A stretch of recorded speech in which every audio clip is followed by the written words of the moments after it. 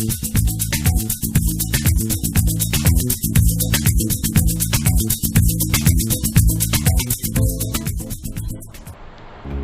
बच्चों, स्वागत है आपका मेरे YouTube चैनल केमिस्ट्री सखा पे और मैं हूं केमिस्ट्री एक्सपर्ट मनोज शर्मा। बेटा जी, आपका टॉपिक चल रहा है classification of elements and periodicity in properties, जिसके 4 वीडियो लेक्चर्स आपको दिए जा चुके हैं और अभी फ़िलहाल हम लोग जो पढ़ रहे हैं वो पीरियोडिक प्रॉपर्टीज़ हैं। पीरियोडिक प्रॉपर्टीज़ में भी हम 2 को डिस्कस कर चुके हैं, एक है शील्डिंग या स्क्रीनिंग इफेक्ट और सेकेंड था एटॉमिक साइज। तो इन 2 प्रॉपर्टीज़ को डिस्कस करने के बाद अब जो थर्ड पीरियोडिक प्रॉपर्टी है एलिमेंट्स की, वो है आयनाइजेशन एनर्जी या आयनाइजेशन एंथैल्पी। तो निकालिएगा कॉपी और पेन समझने के लिए और लिखने के लिए हो जाइए तैयार और डालिएगा हेडिंग आयनाइजेशन एनर्जी और ionization enthalpy.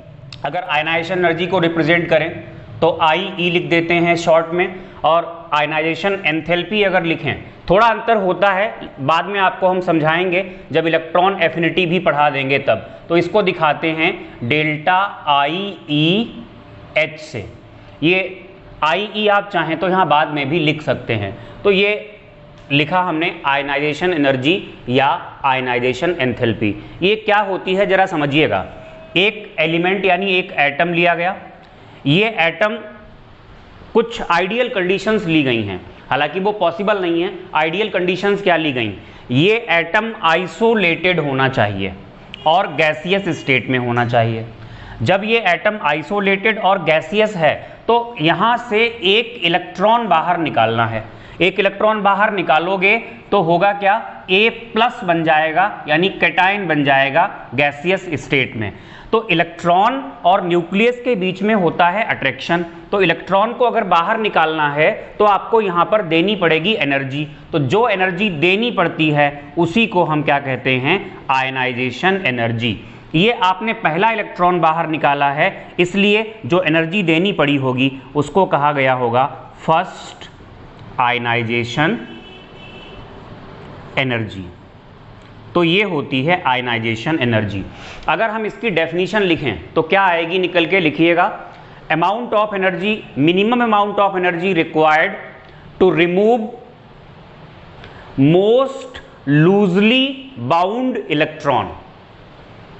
Minimum amount of energy required to remove most loosely bound electron, bracket में आप लिख सकते हो outer most electron from isolated gaseous atom so that atom is converted into cation is called as ionization energy।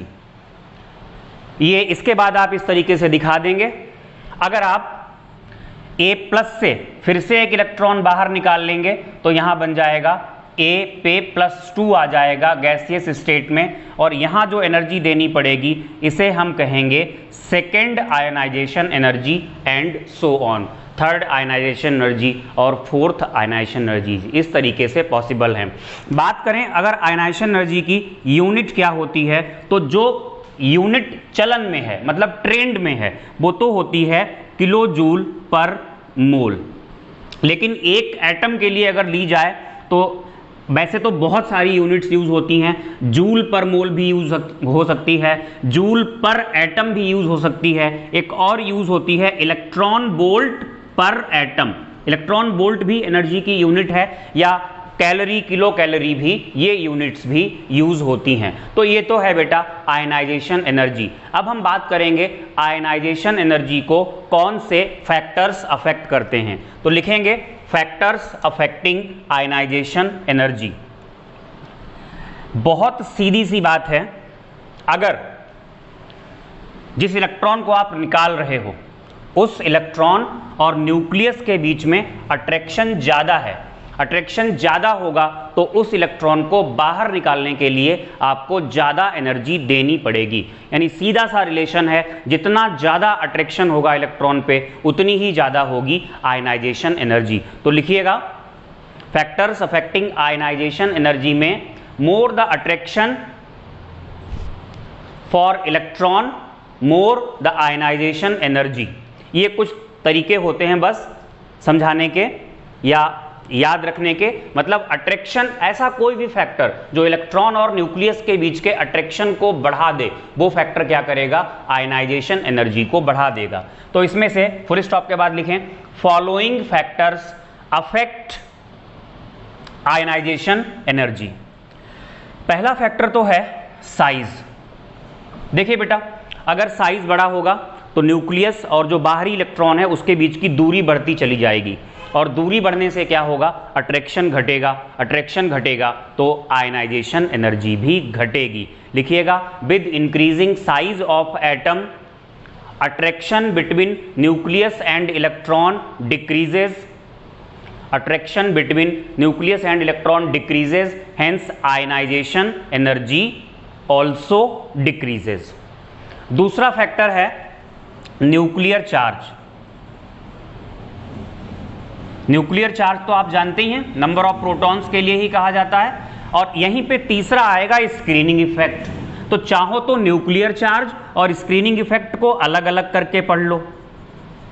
Screening effect, ये दो factors अलग अलग करके पढ़ लो, और अगर इन दोनों को मिला दोगे, nuclear charge minus screening effect कर दोगे, तो जो फैक्टर बनता है जाकर के उसी को हम क्या कहते हैं, इसको मिला के हम कहते हैं, इन दोनों का कंबाइंड इफेक्ट, इसको हम बोलते हैं इफेक्टिव न्यूक्लियर चार्ज, जो कि आपको पढ़ाया गया है। तो चाहें तो आप ये अकेला फैक्टर पढ़ लें या इन दोनों को पढ़ लें। तो चलिए आप अलग अलग पढ़िए, लास्ट में हम कंबाइंड वे में भी लिखा देंगे। तो दूसरा फैक्टर है न्यूक्लियर चार्ज। न्यूक्लियर चार्ज मतलब नंबर ऑफ प्रोटॉन्स। लिखिएगा with increasing nuclear charge attraction for electron increases, hence ionization energy increases. तीसरा स्क्रीनिंग इफेक्ट। स्क्रीनिंग इफेक्ट क्या होता है, it is repulsion for the electron. तो स्क्रीनिंग इफेक्ट में लिखिएगा screening effect is repulsion for the electron, full stop के बाद लिखें with increasing screening effect net attraction on electron decreases, hence ionization energy also decreases. तो size बढ़ने के साथ क्या हो रहा था, आयनाइजेशन एनर्जी घट रही थी। साइज बढ़ रहा था, आयनाइजेशन एनर्जी घट रही थी। न्यूक्लियर चार्ज बढ़ रहा था तो आयनाइजेशन एनर्जी बढ़ रही है। स्क्रीनिंग इफेक्ट बढ़ रहा है तो आयनाइजेशन एनर्जी घट रही है। स्क्रीनिंग इफेक्ट बढ़ने का मतलब क्या हुआ, नेट अट्रैक्शन घटेगा, इससे आयनाइजेशन एनर्जी घटेगी। यहीं पे आप चाहें नोट करके ये लिख दें, इसको तो हम Z से दिखाते हैं, इसको हम स्क्रीनिंग कांस्टेंट्स जो होते हैं उसको सिग्मा से दिखाते हैं, और ये होता है Z इफेक्टिव। तो आप सीधे सीधे कहो Z effective is equal to क्या होता है, Z माइनस सिग्मा। अगर Z इफेक्टिव यानी नेट अट्रैक्शन बढ़ेगा तो उससे क्या होगा, आयनाइजेशन एनर्जी बढ़ेगी। आप यहीं पे नोट करके लिख लें Z effective is equal to Z minus sigma, और लिखें with increasing effective nuclear charge ionization energy increases. बेटा जी फोर्थ फैक्टर है यहां पर पेनिट्रेशन इफेक्ट। देखिए पेनिट्रेशन इफेक्ट होता क्या है, अगर कोई शेल है, for example third shell, example लिया हमने थर्ड शेल का। अब आपको पता है थर्ड शेल में S sub shell, P sub shell और D सब शेल्स होते हैं। ये 3 सब शेल्स होते हैं। जो S सब शेल होता है उसकी एनर्जी कम होती है और वो न्यूक्लियस के ज़्यादा पास होता है। अगर आप इस तरीके से माने कि ये न्यूक्लियस है और ये हमने बना लिया 2D, हालांकि ऐसा कुछ होता नहीं है, ये हमने बनाया, ये हमने थर्ड शेल बनाया। तो थर्ड शेल में ये S न्यूक्लियस के पास होगा, P दूर होगा और जो D होगा वो न्यूक्लियस से और दूर होगा। तो ये कहा जाता है कि जो S सबशेल का पेनिट्रेशन है वो ज्यादा है। अगर एटम में आप बाहर से पेनिट्रेट करोगे तो S सबशेल तक पहुंचने के लिए आपको ज्यादा पेनिट्रेट करना पड़ेगा। तो जो पेनिट्रेशन फैक्टर अगर कोई दिया जाए, पेनिट्रेशन फैक्टर ज्यादा किसका होगा, S कम होगा P, उससे कम होगा D, उससे कम होगा किसका, F का। अगर सेम शेल है तो इलेक्ट्रॉन अगर थर्ड शेल के एस सब शेल से निकालोगे तो सबसे ज्यादा मुश्किल आएगी, यानी सबसे ज्यादा एनर्जी आपको खर्च करनी पड़ेगी। पी से निकालोगे तो पेनिट्रेशन फैक्टर कम होने की वजह से एनर्जी आपको कम खर्च करनी पड़ेगी। तो पेनिट्रेशन इफेक्ट में आप यही लिखोगे इस तरीके से, पेनिट्रेशन फैक्टर किसका ज्यादा होता है, एस पी डी एफ, फिर आप लिखोगे with increasing penetration effect ionization energy increases, with increasing penetration effect ionization energy increases। आखिरी फैक्टर है फिफ्थ, इलेक्ट्रॉनिक कॉन्फ़िगरेशन, बड़ा इंपॉर्टेंट फैक्टर है। देखिए ये 3 इलेक्ट्रॉनिक कॉन्फ़िगरेशंस लिए गए हैं, कौन कौन से, inert gas configuration. Inert gas configuration कौन सा होता है, आखिरी शेल के एस सब शेल में 2 हों और पी सब शेल में 6 हों, तो आखिरी शेल में इलेक्ट्रॉन कितने हो जाएंगे, 8। अगर ऐसा आता है तो इसको हम कहते हैं inert gas configuration, except helium. Helium में कितने इलेक्ट्रॉन्स होते हैं, 2, तो इसका तो 1s2 आता है, लेकिन है ये भी इनर्ट गैस कॉन्फ़िगरेशन ही, 1s2। तो इनर्ट गैस कॉन्फ़िगरेशन लिया गया और लिया गया फुली फिल्ड कॉन्फ़िगरेशन, मतलब आखिरी जो भी शेल है या आखिरी जो भी सब शेल है वो कैसी हो, कंप्लीटली फिल्ड हो। आखिरी शेल की जो भी आपने सब शेल भरी है लास्ट में वो कैसी होनी चाहिए, फुली फिल्ड होनी चाहिए। आप चाहें तो इसमें लिख दें, इसमें आप लिखिएगा, यहां जगह नहीं है ज्यादा, चलो लिखते हैं, थोड़ी जगह है। सब शेल ऑफ लास्ट शेल, आगे यहां कंटिन्यू कर रहे हैं, इज कंप्लीटली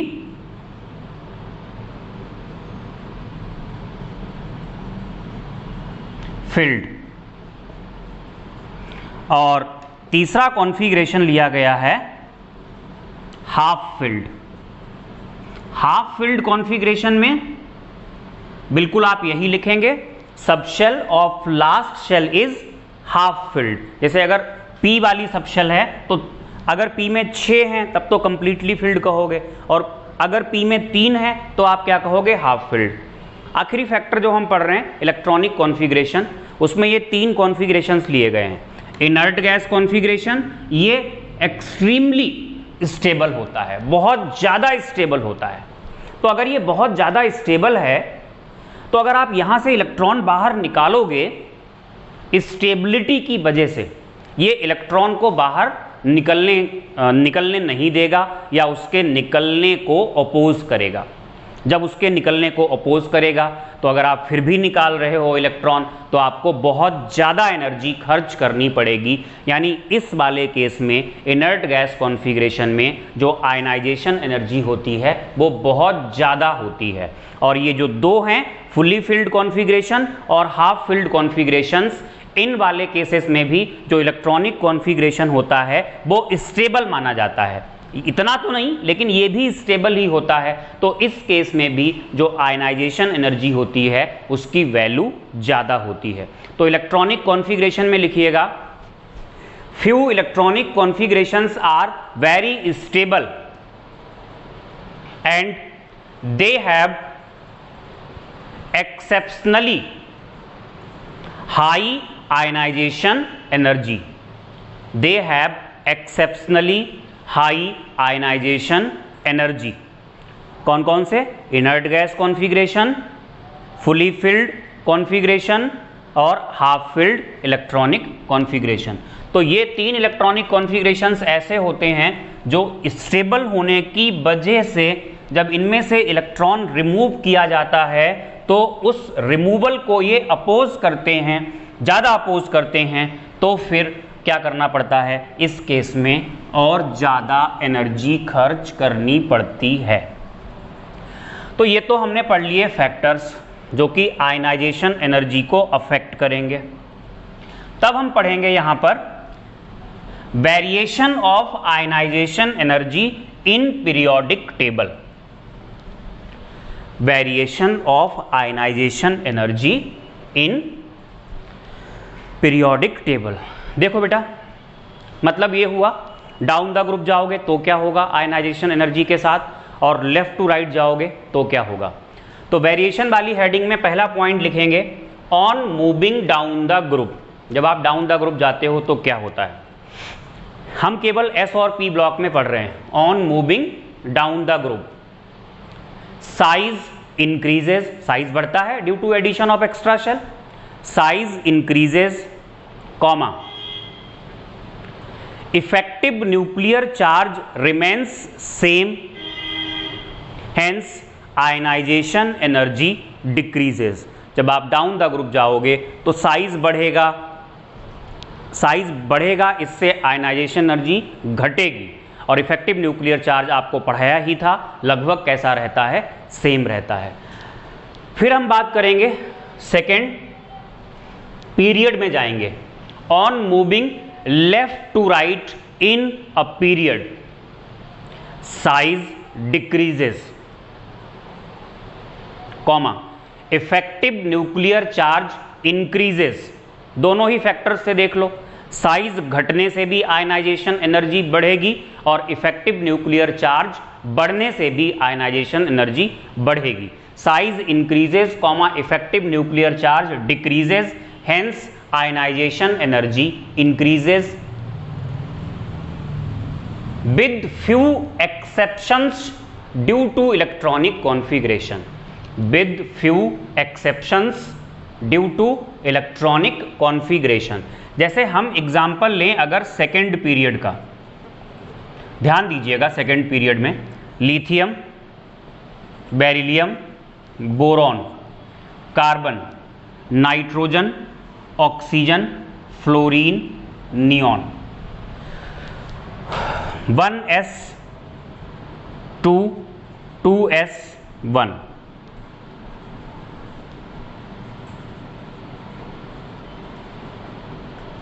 यहां आता है लास्ट का ही बता दें 2s2 2s2p1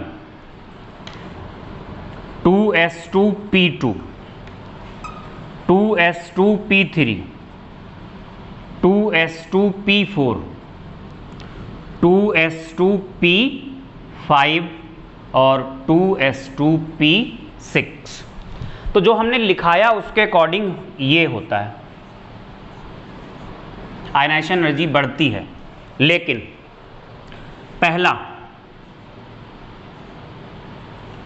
जो आपको बताया है ऑर्डर, उससे डेविएशन आपको यहां मिलता है।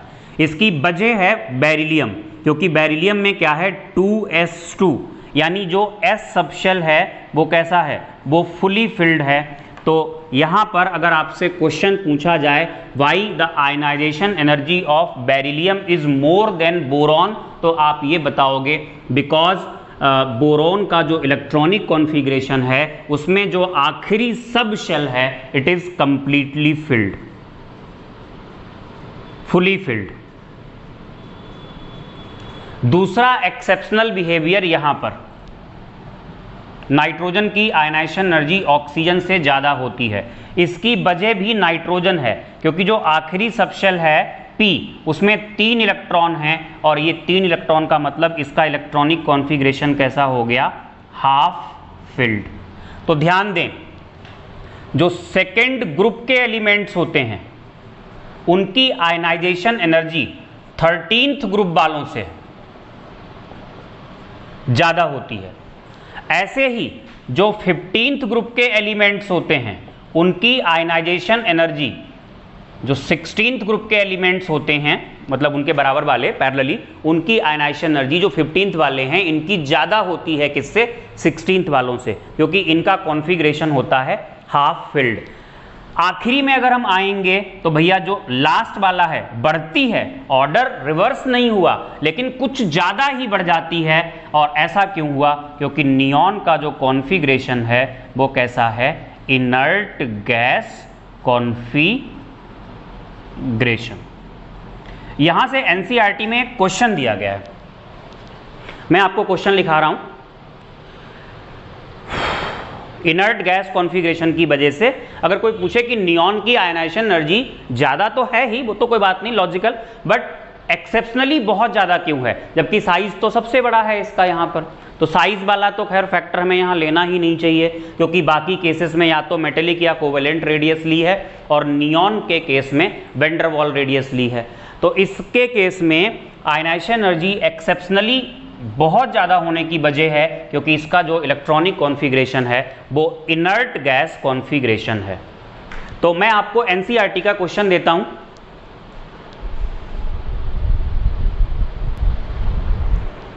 बेटा जी क्वेश्चन है, first ionization energy of third period elements. कुछ एलिमेंट्स लिए, सोडियम, मैग्नीशियम और सिलिकॉन, इनकी जो आयनाइजेशन एनर्जीज हैं फर्स्ट वाली, वो दी गई हैं आपको। आपको ये बताना है, इसमें एक देखो ऐसा होता है, जो एलिमेंट्स होते हैं थर्ड पीरियड के, पहले आप थोड़ा देख भी लो तभी क्वेश्चन समझ में आएगा। तो यहाँ तो आता है सोडियम, फिर आता है यहाँ, ये फर्स्ट ग्रुप होता है, ग्रुप लिख दे रहे हैं, ग्रुप नंबर 1, ये मैग्नीशियम होता है, फिर आता है एल्यूमिनियम और फिर आता है सिलिकॉन। ये सेकेंड ग्रुप का है, ये 13th का है और ये 14th का है। आपसे कहा है सोडियम, मैग्नीशियम और सिलिकॉन, मतलब एल्यूमिनियम को स्किप किया है, जो इनकी आयनाइजेशन एनर्जी है 496, 737 और इसकी 786 किलो जूल पर मोल है। तो आपसे ये कहा है जो एल्यूमिनियम की आयनाइजेशन एनर्जी होगी वो 575 के ज़्यादा करीब होगी या 760 के ज़्यादा करीब होगी। बेटा जी समझना, लेफ्ट टू राइट जाने पर आयनाइजेशन एनर्जी बढ़ती है, तो उस हिसाब से एल्यूमिनियम की आयनाइजेशन एनर्जी इन दोनों के बीच होनी चाहिए थी। इन दोनों के बीच होने का मतलब 786 से कम और 737 से ज़्यादा। तो उसके अकॉर्डिंग जो एल्यूमिनियम की आयनाइजेशन एनर्जी होगी वो इन दोनों में से इसके ज़्यादा करीब आएगी। लेकिन ध्यान देना है क्या, 13th ग्रुप एलिमेंट्स की आयनाइजेशन एनर्जी सेकेंड ग्रुप वालों से कम होती है। आपको अभी अभी पढ़ाया था, जब आप किसी भी पीरियड में मूव करते हो तो लेफ्ट टू राइट जाने पर आयनाइजेशन एनर्जी बढ़ती है, लेकिन एक्सेप्शनल बिहेवियर्स मिलते हैं। एक तो मिलता है 13th ग्रुप वालों की कम होती है सेकेंड ग्रुप वालों से, और 16th ग्रुप वालों की कम होती है 15th ग्रुप वालों से। तो उसके अकॉर्डिंग देखें तो सोल्यूशन में आप यही लिखोगे, जस्टिफाई भी हो जाएगा यहीं पे, we know that ionisation energy of, first की बात चल रही है, aluminium is less than IE1 of किसकी, magnesium, that is it is less than 737, it is less than, ये उल्टा लग गया, we know that ionization energy of aluminum is less than ionization energy of magnesium, that is it is less than 737। 737 से भी कम होगी, जब 737 से भी कम होगी तो किसके ज़्यादा करीब होगी, 760 के या 575 के। तो 760 से तो कम होनी ही होनी है। जब 737 से कम है, 737 से कम है तो 760 से तो और कम होगी, तो वो किधर की तरफ जाएगी, इधर की तरफ जाएगी। उसकी वैल्यू इस वैल्यू और इस वैल्यू के कुछ बीच में आएगी और वो वैल्यू 575 के करीब होगी। Hence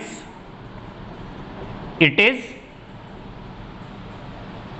more closer to 575। ये आपका आंसर हो जाएगा।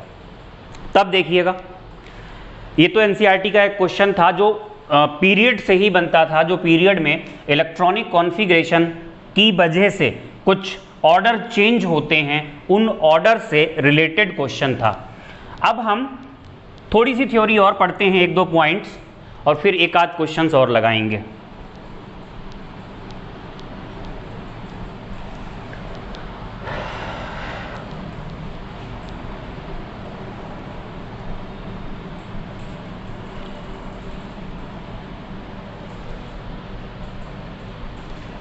देखो बेटा, एक नोट है, IE1 किसी भी एलिमेंट की अगर लें और IE2 लें तो IE2 की वैल्यू हमेशा ज़्यादा होती है। ये है फॉर सेम एलिमेंट। फिर इस तरीके से IE3 की वैल्यू और ज़्यादा होगी। वजह, जब एक इलेक्ट्रॉन निकल जाएगा तो 1 यूनिट पॉजिटिव चार्ज आ चुका होगा। इलेक्ट्रॉन निकलने से इफेक्टिव न्यूक्लियर चार्ज बढ़ चुका होगा, क्योंकि ऐसा होने से क्या होता है, यहां से यहां जाने पर सिग्मा, सिग्मा को आप पूरा लिख सकते हैं, स्क्रीनिंग इफेक्ट डिक्रीजेस और जेड इफेक्टिव क्या होता है, इंक्रीजेस। ठीक है भाई, ऐसा होता है। एक क्वेश्चन लिखते हैं, क्वेश्चन है इस तरीके से, आप लिख लीजिए, first, second and third ionization energies, first, second and third ionization energies of an element are.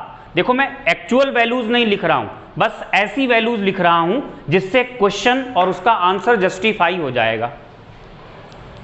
First, second and third ionization energies of an element are.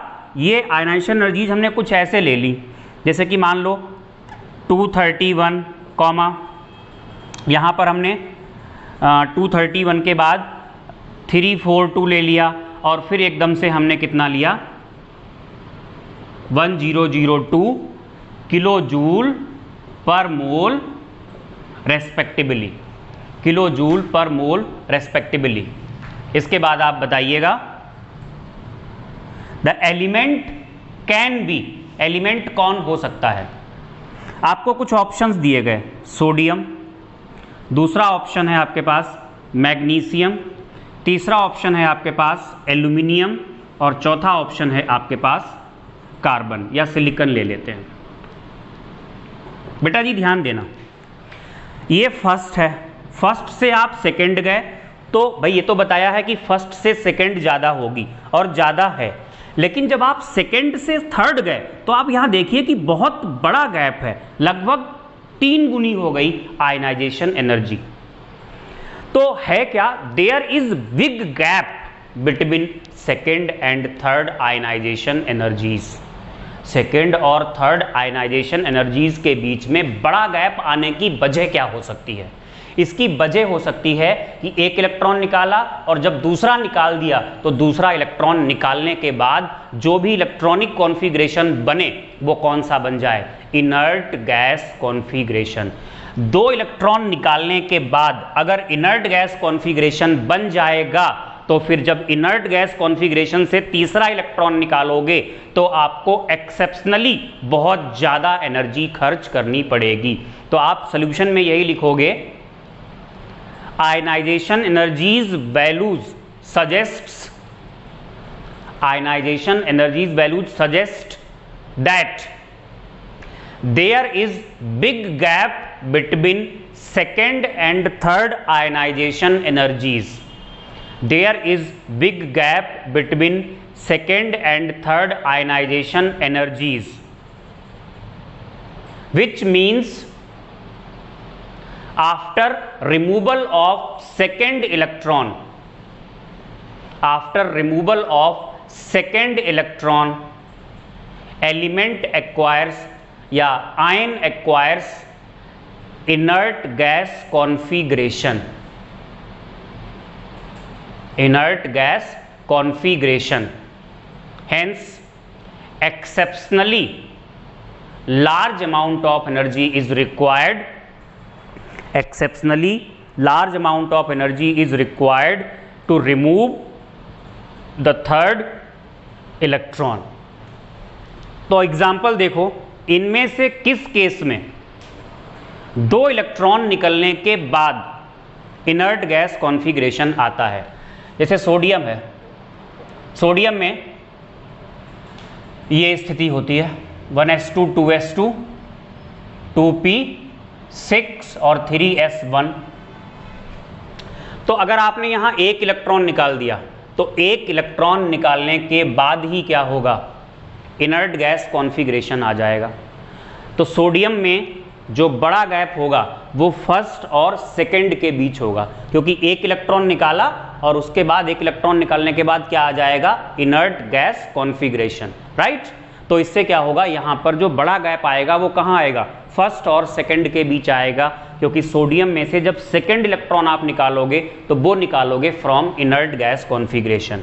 अगर हम बात करें मैग्नीशियम, तो 1s2 2s2 p6 3s2, यहां पे जब दो electron निकाल लोगे तो क्या होगा, तो इनर्ट गैस कॉन्फ़िगरेशन होगा।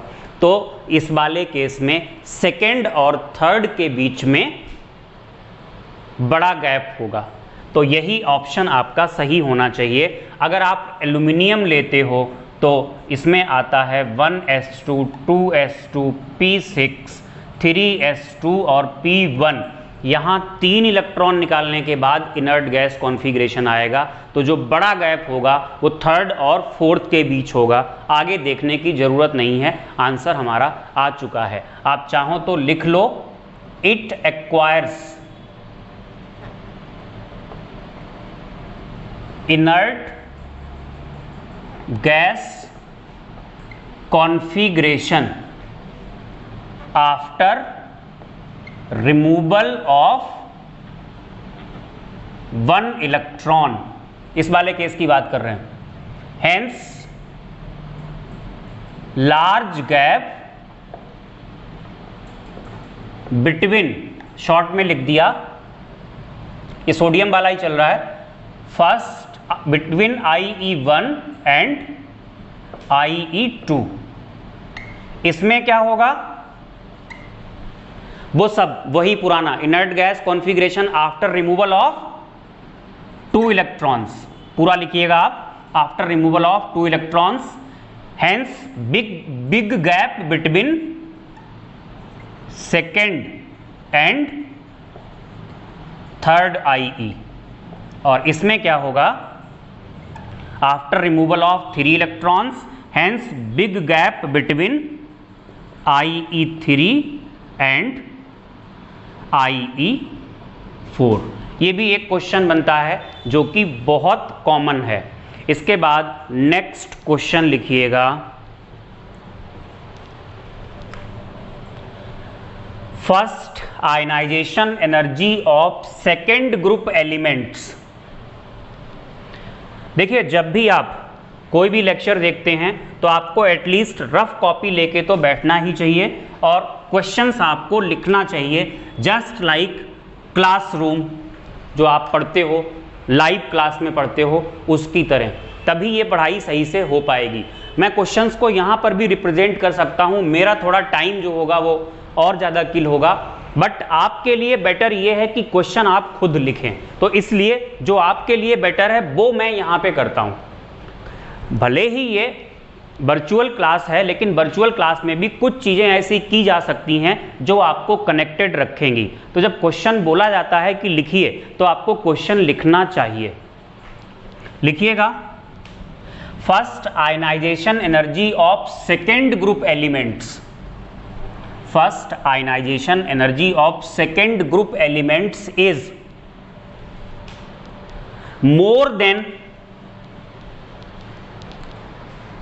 first ionization energy of second group elements is more than first group elements, but for second ionization energies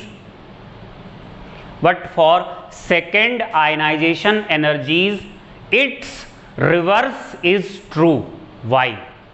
But for second ionization energies its reverse is true. Why? मतलब ये है,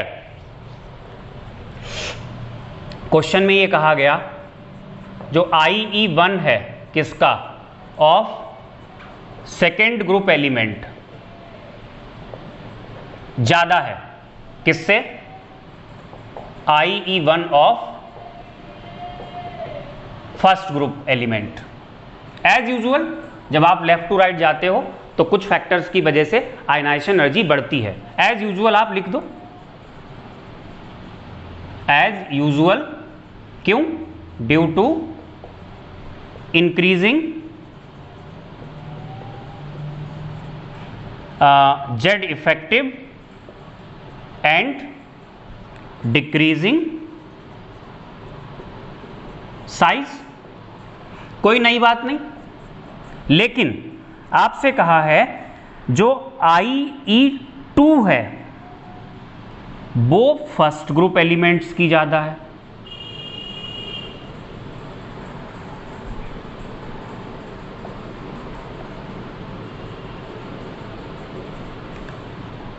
ऐसा क्यों? ये आपको बताना है। बेटा जी इलेक्ट्रॉनिक कॉन्फ़िगरेशन करिए, आंसर आपको खुद ही मिल जाएगा। हम फर्स्ट ग्रुप एलिमेंट लेते हैं, कोई भी फर्स्ट ग्रुप एलिमेंट ले लो, जो इलेक्ट्रॉनिक कॉन्फ़िगरेशन होता है वो आएगा, इसका इलेक्ट्रॉनिक कॉन्फ़िगरेशन होगा डॉट डॉट डॉट n-1 के S में 2 और P में 6 और NS1, ये आएगा। आखिरी शेल के S सब शेल में 1 और आखिरी से पहले वाली शेल के S में 2 और P में 6 होंगे। जब आप इसमें से एक इलेक्ट्रॉन रिमूव कर दोगे, फर्स्ट ग्रुप एलिमेंट हमने कोई भी ले लिया, A नाम का एलिमेंट ले लिया, या आप X ले लो, X नाम का एलिमेंट ले लिया। दिक्कत ये होगी X बाई Z लिया जाता है तो बाई तो होता ही है रिप्रेजेंटेशन, तो इसको हमने चलो A ले लिया।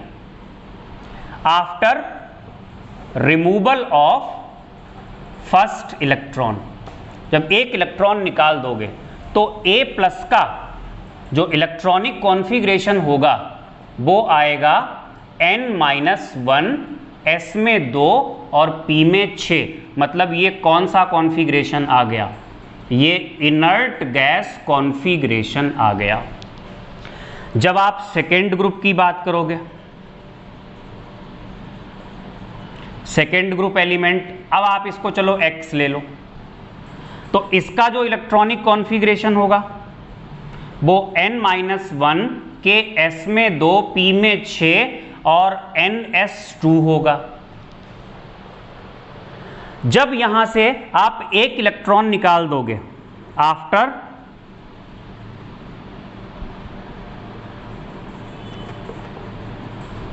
Removal of first electron, electronic configuration X positive का जो बनेगा वो n-1 के S में 2, P में 6, NS1 रहेगा, और ये एक नॉर्मल इलेक्ट्रॉनिक कॉन्फ़िगरेशन है। अब बेटा जी जरा समझो, सेकेंड इलेक्ट्रॉन कहां से निकालना है? अगर फर्स्ट ग्रुप एलिमेंट है तो इनर्ट गैस कॉन्फ़िगरेशन से निकालना है, और अगर सेकेंड ग्रुप एलिमेंट है तो ये एक नॉर्मल इलेक्ट्रॉनिक कॉन्फ़िगरेशन से निकालना है। अब बताओ किस इलेक्ट्रॉन को निकालना ज़्यादा मुश्किल होगा? तो इस इलेक्ट्रॉन को निकालना ज़्यादा मुश्किल होगा, इसलिए सेकेंड आयनाइजेशन एनर्जी किसकी ज़्यादा होगी? फर्स्ट ग्रुप एलिमेंट की। तो आप आंसर में यही लिखोगे इस तरीके से। अगर एक नंबर में आता है तो जो मैं लिखा रहा हूं बाद में एक लाइन वही लिख देना काफ़ी है। तो लिखिएगा, when second electron is removed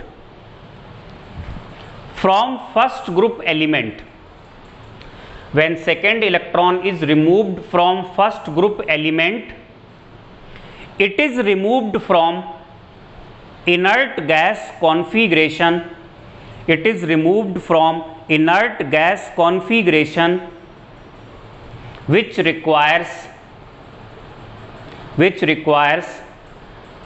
very high energy, which requires very high energy, hence second ionization energy of first group elements is more than second ionization energy of second group elements।